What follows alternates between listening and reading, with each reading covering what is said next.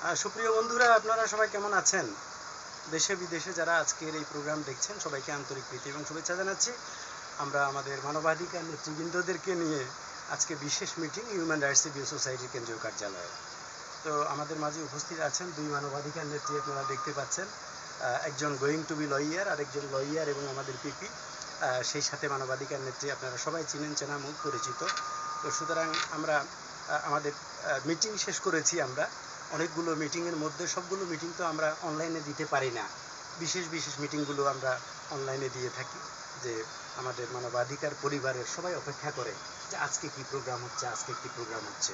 তো একদিন যদি আমরা 10টা প্রোগ্রাম করে থাকি, 10টা প্রোগ্রামে অনলাইনে দেই, তাহলে অনেকের আবার লাইক কমেন্টস করতে করতে হাত ব্যথা হয়ে যাবে।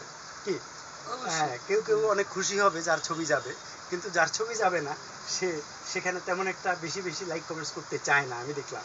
কিন্তু আমি, আমার হাত ব্যথা হোক, হাত কেটে পড়ে যাক, যতক্ষণ ফেসবুক আমাকে ক্ষমতা দেয় ততক্ষণ আমি লাইক কমেন্টস করতে থাকি আমার প্রিয় বন্ধুদেরকে, আমাদের মানবাধিকার পরিবারের সদস্যদেরকে, নেতৃবৃন্দদেরকে, সেই সাথে আমাদের ফেসবুক বন্ধুদেরকে। মানে যতক্ষণ আমাকে নোটিশ না দিবে ফেসবুক, যে ব্যান না করবে, ততক্ষণ পর্যন্ত আমি করতে থাকি। তারপরও আসলে সীমাহীন, এটা যে সীমাহীন।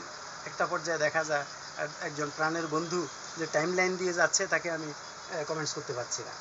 সে হয়তো না জানার কারণে বলতেও পারে যে আমাকে তো লাইক কমেন্টস দিল না, যে রানীকে লাইক কমেন্টস দিল, আমাদের লার্নেটকে দিল, সুতরাং আমাকে তো দিল না। কিন্তু আসলে অনেক সময় সীমাবদ্ধতা এসে যায়, ফেসবুক নিজেই অধিক লাইক কমেন্টস করতে এক সময় দেয় না। কি এছাড়া নেটের সমস্যা আছে, বিদ্যুতের সমস্যা আছে, গরমের সমস্যা আছে, মশা এবং মাছির সমস্যা আছে, কি বলেন? তো সুতরাং এগুলো আমাদের মানব জীবন। এবং এখানে আমরা অনুষ্ঠান করতে করতে আমাদের লার্নার্ডের একজন আত্মীয় মারা গেলেন, সেই সংবাদও এসে গেছে। আসলে এগুলো আমাদের জীবন। আমি আমার অনেক আত্মীয়কে যে কবর দিয়েছি পরে, কিন্তু আগে আমাদের প্রফেশনের কাজ করেছি আগে। মাকে কবর দিয়েছি পরে, আগে পেশাগত কাজ করেছি আগে। কারণ কি, যার দায়িত্বটা আমাদের উপর সে কিন্তু এটা মানে না, অনেক ক্ষেত্রে অনেকেই মানে না যে আমি মারা গেলাম তাতে কি, কিন্তু তার কাজের কি হলো, কি? তো সুতরাং আমরা দায়বদ্ধতায় আসলে এক একজন এক এক পেশায় আছি, অনেকে ঝুঁকিপূর্ণ পেশায় আছি। কেউ কাউকে অনেক সময় বোঝানো যায় না, কারণ সকল পেশা তো সমান না, তাই না? সকল পেশা সমান না। কিছু কিছু ঝুঁকিপূর্ণ পেশা আছে যেখানে মোবাইলে আমাদেরকে বন্ধ রাখতে হয়, কোর্টে আমাদেরকে মোবাইল বন্ধ রাখতে হয়, কি? কিন্তু অনেক প্রতিষ্ঠানে মোবাইল বন্ধ রাখতে হয় না। তো সুতরাং এগুলো আমাদের জীবনে চলার পথে অনেক সীমাবদ্ধতা আছে। এই সীমাবদ্ধতার ভিতর দিয়েও আমরা কিন্তু কাজ করতে হবে, যারা বেঁচে আছি। আর যারা মারা গেছে তারা কাজ করার সুযোগ নেই, তারা কিছু নেয়ার সুযোগ আছে। অর্থাৎ আমরা যদি দোয়া করি সেটা তারা পাবে। আর তারা যদি কোনো ভালো কাজ করে যায়, সেই কাজগুলোরও কোনো কি পুণ্য থাকে, সেই পুণ্যগুলো ঢুকতে থাকবে। যেমন কেউ যদি একটা ভালো বই লিখে যায়, সেখান থেকে অন্য কেউ উপকৃত হয়, তারা যদি প্লিজড হয়, দোয়া করে, এই দোয়াটা ঢুকতে থাকে। কেউ একটা পুকুর খনন করে গেল, মানুষ সেখান থেকে পানি সেচ করলো, পানি খেলো, গোসল করলো, অজু করলো, মানুষ উপকৃত হলো। এই যে দাত সেবামূলক জিনিসগুলো, এগুলো কিন্তু কবরে পুণ্য ঢুকতে থাকে। যে যে ধর্মেরই হোক না কেন, তার আত্মা সেগুলো কিন্তু শান্তি পেতে থাকে। তো সুতরাং আমরা বেঁচে থাকতে এমন কিছু কর্ম করি। আমরা যারা মানবাধিকার কর্মী রয়েছি, স্বেচ্ছাসেবী মানবাধিকার কর্মী, আমাদের উপর মানুষের আশা ভরসা অনেক বেশি। যদিও আমাদের কারো স্যালারি নেই, ঠিক আমাদের কারো অনারিয়াম নেই। আমরা আমাদের যার যার পেশায় যে সৎ পথে যে ইনকাম করি, সেটা থেকেই একটা অংশ আমরা মানব কল্যাণে ডোনেট করি নিজেরা। আর যারা আমাদের সাথে কাজ করেন প্রত্যেকে ডোনেট করেন, কি বলেন? তো সুতরাং চ্যারিটেবল অ্যাক্টিভিটিস, হ্যাঁ জি। তো সুতরাং এই কাজটা কিন্তু সকলের পক্ষে সম্ভব হয় না, সবাইকে আল্লাহ কবুল করে না। কারণ নিজের পকেটের টাকা খরচ করে নিজে চলবে, প্লাস অন্যকে চালাবে, অসহায় মানুষের কল্যাণে দান খয়রাত করবে। This is much more tough. কারণ হাজার কোটি টাকার মালিকও কিন্তু অনেক সময় দান খয়রাত করতে চায় না, তারা সব জায়গায় ব্যবসা খুঁজে, বেশিরভাগ লোক। কিন্তু মানবাধিকার কর্মীরা পকেটে 2 টাকা থাকলেও 1 টাকা দান করার চেষ্টা করে এবং 1 টাকা অন্যজনকে খাওয়ায়, কি? কারণ এই যে আমাদের মানবাধিকার নেতৃবৃন্দকে দেখতে পাচ্ছেন, আমার জন্য অনেক কি খাবার তৈরি করে নিয়ে আসে। এটা হলো ভালোবাসা। যে তারা মনে করে যে 24 ঘন্টা পরিশ্রম, সুতরাং না খেয়ে অনেক সময় থাকে, আর সুস্থ না থাকলে কাজ করবে কিভাবে, সুতরাং আমরা পাক করে নিয়ে যাই। তো এটা কিন্তু, এটা হুজুরদের জন্য নিয়ে যায়, পীরদের জন্য নিয়ে যায়। আমরা তো হুজুরও না, পীরও না, কিন্তু আমাদের জন্য কিন্তু নিয়ে আসে অনেকে, তাই না? এটা ভালোবাসা। তো সুতরাং এই ভালোবাসাটাকে অবজ্ঞা করা যাবে না, এটাকে মূল্যায়ন করতে হবে।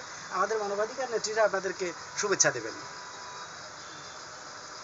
আমি আনোয়ারা খানম বন্যা, মানবাধিকার কর্মী, এইচআরআর মিরপুর ল স্টুডেন্ট কাউন্সিলের সভাপতি, এবং আমরা মানবাধিকার সংস্থাকে আমাদের মিরপুর ল কলেজে সমুন্নত রেখেছি এবং প্রতিনিয়ত আমরা কাজ করে আসছি।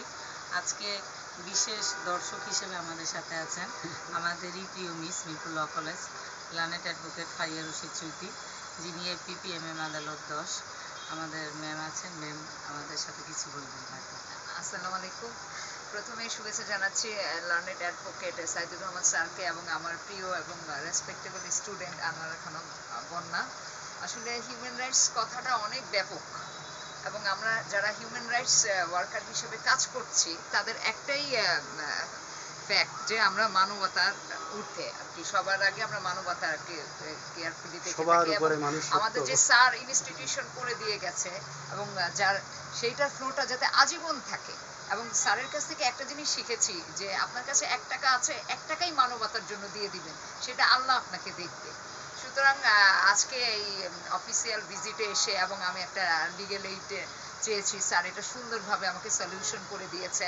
আশা করি আমি হয়তো ওই লিগ্যাল এইডটা নিয়ে আরো ভালো মতন কাজ করতে পারবো। এছাড়া আমার যে স্টুডেন্ট মানবাধিকার কর্মী এবং হিউম্যান রাইটস রিভিউ সোসাইটির একজন গুরুত্বপূর্ণ কর্ণধার মিরপুর ল কলেজের, তার হাত ধরে এবং আমি হিউম্যান রাইটস ওয়ার্কার হিসেবে আমরা Mirpur law college human rights review সোসাইটির এটাকে আমরা আরো বেগবান করব। এবং স্যারের কাছে আমাদের একটাই দাবি, স্যার আপনি সবসময় এইচআরআর এর শ্যাডো দিয়ে এবং আপনার আদর ভালোবাসা দিয়ে আমাদের পাশে থাকবেন এবং মানবতার সাথে যাতে আমরা কাজ করতে পারি আর হিউম্যান রাইটস রিভিউ সোসাইটিকে যাতে এগিয়ে নিয়ে যেতে পারি।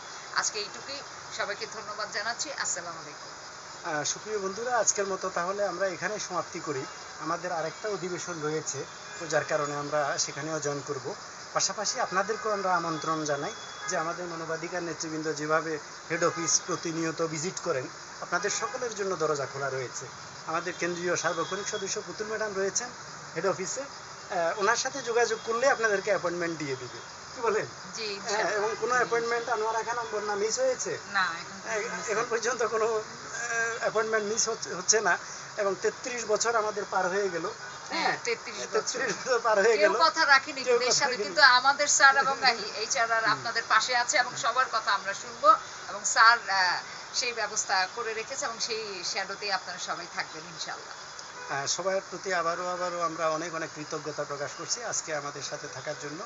আপনারা আবার দেখা হবে কি কোনো অনুষ্ঠানে, যে কোনো অনুষ্ঠানে আবার দেখা হবে। সে অবধি আপনারা সবাই সুস্থ থাকুন এবং যোগাযোগে রাখুন। আসসালামু আলাইকুম ওয়া রাহমাতুল্লাহি ওয়া বারাকাতুহু।